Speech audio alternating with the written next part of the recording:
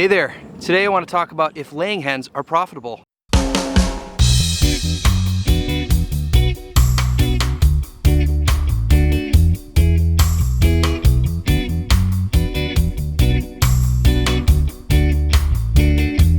My name is Josh Satin. I'm the owner and farmer at Satin Hill Farm, and if you're new to the channel, welcome.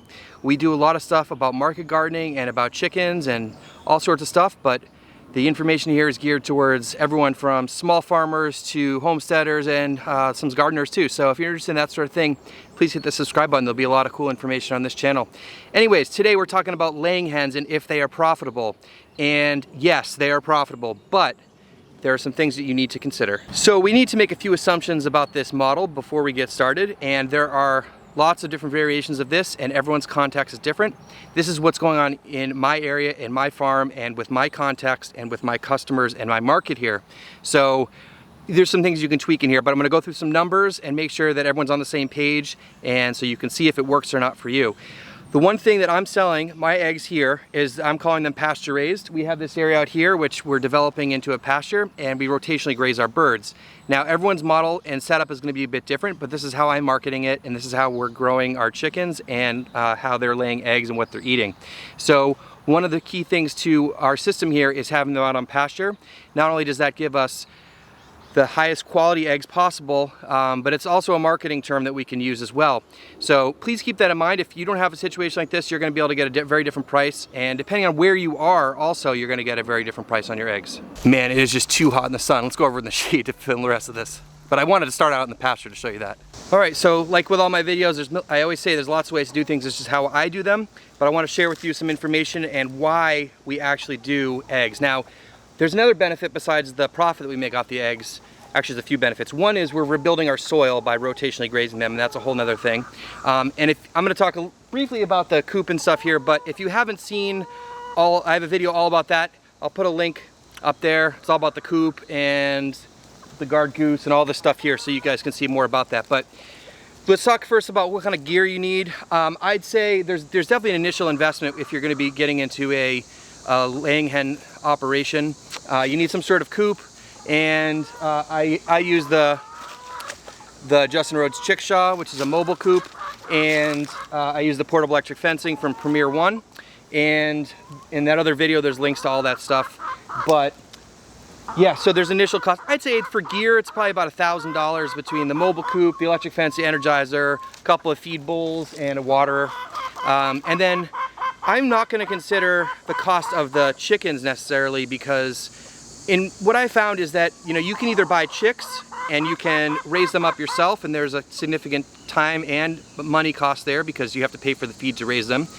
But you generally get your money back for the hen, like, because you could sell laying hen on Craigslist for like 15 bucks. So you can either buy point of lay hens, and I've seen them some as cheap as like 12 bucks in my area, but you know, in this area there was a lot of hens there. They were debeaking them for big production systems, and I was not interested in that. But I bought some locally from someone who just had some, and they were, you know, under a year old, and then I raised half of these myself from chicks. So one thing when you're talking about breeds is you wanna, if you're gonna be doing a laying operation, I'm not talking about homesteading, have a few chickens, that's totally cool and totally different here, but actually trying to make money on a laying operation, you need chickens that lay the most amount of eggs and eat the least amount of food, because those are the two big variables here. So make sure you get a hybrid laying chicken. Whoa. Good breed examples are Isa Browns, Golden Comet, Sex Link.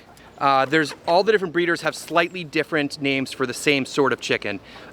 Leghorns are cool. These guys all lay brown eggs. The Leghorns are cool. They lay a lot of eggs. They lay a white egg, which even though most of us know that it's pretty much the same thing inside, brown eggs I think are a little bit more marketable because people think they're healthier or fresher or whatever. It's weird, but it's true.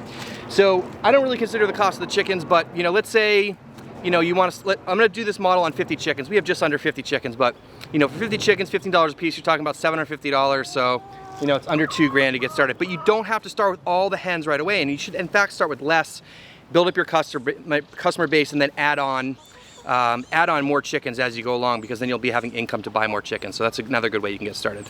Okay, a lot of other variables here, but I want to go through some numbers. I want to be very real about this. Now, let's do some easier math. Let's say you have 50 hens And these hens will lay about 300 eggs a year, plus or minus, depending on their environment, their feed, if you give supplemental light or not, that sort of thing. We don't give any supplemental light. So let's say they lay 300 eggs a year and 50 chickens. That comes out to about 24 dozen a week. Now, here's where the interesting stuff comes in with the money. Now, it depends on the price that you guys can get for your eggs. Now, I'm gonna do this model on $6 a dozen. And now, before you guys, some of you may think that's crazy, I actually get more than that for my families that I sell them to. So, you know, it depends on your market. Now, I am feeding them, and this is the biggest input cost you have is the feed. I am feeding a local, non-GMO feed.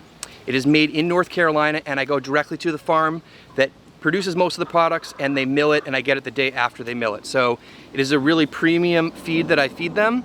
And if there was a local organic option that I could drive there, I'd probably consider that too. But I know the farmer, he's awesome. This is just what I'm going with right now. And so if you take 24 dozen eggs a week at $6 a dozen, that's $144 a week gross income. Now, this is if you sell all the eggs. That's a big if, because there's a lot of times, like if things are variable, you may not sell the eggs. So this is like if you sold every single egg, you'd get $144 a week. Now, I am currently paying $16.50 for a 50-pound bag of feed, which is pretty awesome considering the quality of feed that I'm getting, which comes out to 33 cents a pound. Now, how much do I feed my chickens? Well, these chickens eat about 1/4 pound of feed per day. Now, I've heard the general rule of 1/3 pound from a lot of people, but these are very small birds. And if you look up in some of the literature, I see like, you know, 0.25, 0.26 pounds if you do all the conversions and stuff. So that's not that crazy. And then I give Larry, our guard goose, I allot about 2 pounds of feed for him a day. So he's another cost, but he keeps the chickens alive, so he's totally worth it. So that comes out to 14.5 pounds a day for 50 hens. The other costs I have egg cartons. The last time I bought them, they were 27 cents each. Now with my families, I often get those back, but I'll just put those in the cost here. Other expenses, bigger expenses that don't happen as often, I buy oyster shells, I buy grit, I buy some straw that I use in the nesting boxes, and I've also been buying grass seed to maintain my pasture. And so if you have a lot of perennial grasses, you can take that cost out.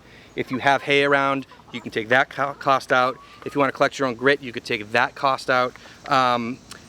A lot of times people say you don't need grit when they're sort of free ranging, but they eat it, so obviously they need it.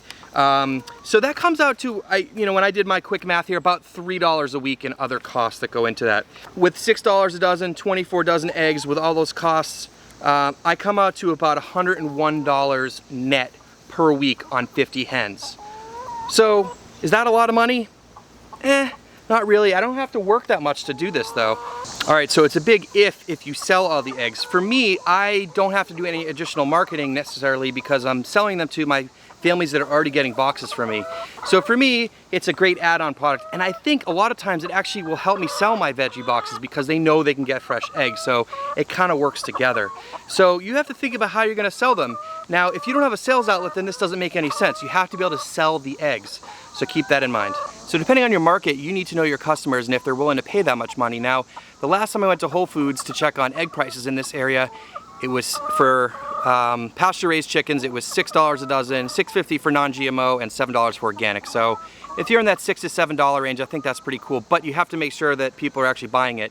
And it does take some marketing and education for your customers, so keep that in mind. Now, let's just ballpark all this. So 50 hens, you gross $144 a week, you're netting about $100 a week. So that's about $2 per hen per week. So the math is pretty easy. If you had 100 hens, that would give you $200 a week or about $10,000 a year in profit. That's not that bad considering, it's a little bit of time in the morning to feed them. I gotta lock them up at night and then I gotta move them every couple days. So the amount of labor, as long as the sales is not that much time, can really be a profitable business. So a lot of things to consider, but there's a lot of benefits to having chickens, I find, for my marketing and sales. And it's just a nice add-on for families too. And I am selling some to restaurants, so there's a lot of options out there. And I think they're a great product if you're going to a farmer's market and that sort of thing. Just make sure you know your regulations. There's a lot of places that have very strict regulations in terms of washing and labeling and all that kind of stuff, and storage, and make sure you know the law for where you are. For me here in North Carolina, if I'm selling under 30 dozen eggs a week, I don't have to grade them. So, you know, you make sure you know your stuff with that. Anyways, I just want to share some thoughts about that and some actual real numbers, because I think it's important that we talk about that and we don't just start piling on chickens here and, you know, doing the whole chicken math thing. But anyways, all right, hope you enjoyed this. Thank you so much for watching. Please subscribe to the channel, like the video, share with your friends, you know what I'm saying. And you know what? We'll see you in the next one. So, whoop. All right, lost my sheet. So, are you considering, so depending on your market and